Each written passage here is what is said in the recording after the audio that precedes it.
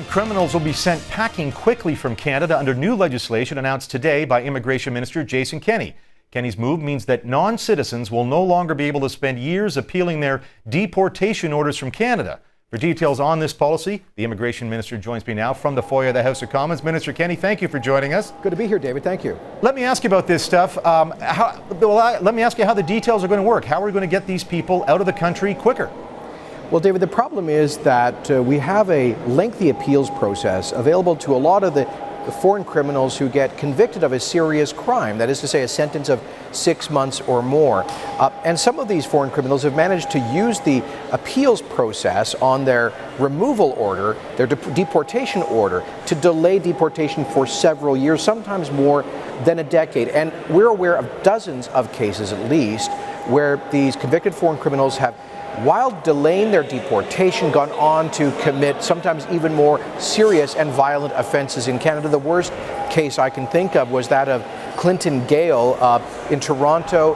He was sentenced by a judge to 2 years less a day for a serious offense, and that qualified him. The judge deliberately gave him this chance to appeal the revocation of his permanent residency, appeal his deportation order. He stayed in the country for several more years, during which time he went out and murdered a Toronto police constable, Todd Bayless. Today's Bill C-43, the Faster Removal of Foreign Criminals Act, closes the door on those unnecessary delay type appeals. Says if you are convicted as a foreigner to a sentence of 6 months or more, we consider that a serious crime. You will not be able to appeal your deportation. We want to send you packing just as quickly as we can.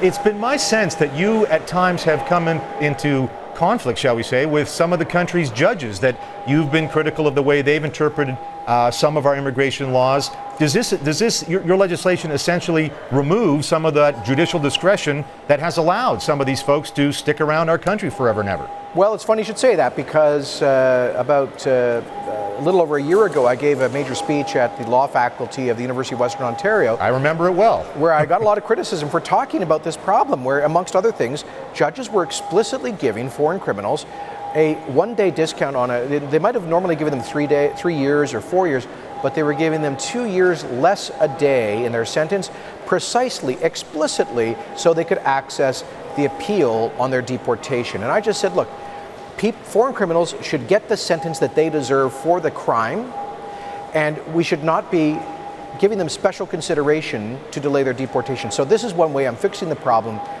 I don't think it's really removing judicial discretion. I'm just saying, I'm sorry.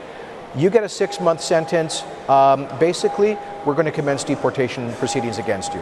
And so it removes the excuse, essentially, that some judges were using to say, oh, well, there's an appeal process that you can take advantage of. Now you're saying there will be no more appeals process. Exactly. We had a strange case recently where the Manitoba Court of Appeals actually went back retroactively after a foreign criminal had served his 2-year sentence, and they said, oh, well, the trial judge should have given him 2 years less a day so he could appeal his deportation to the Immigration and Refugee Board and the federal courts. And that goes on for years and years. Look, David, Canadians are fair and reasonable. We believe in the rule of law, but we don't believe that people should be able to abuse it. We believe in due process, not endless process. I think even foreign criminals should get their day in court, but not endless years in court as they delay what should be their inevitable deportation. Immigration Minister Jason Kenney, off to votes in the House of Commons. Thank you so much. Thank you, David.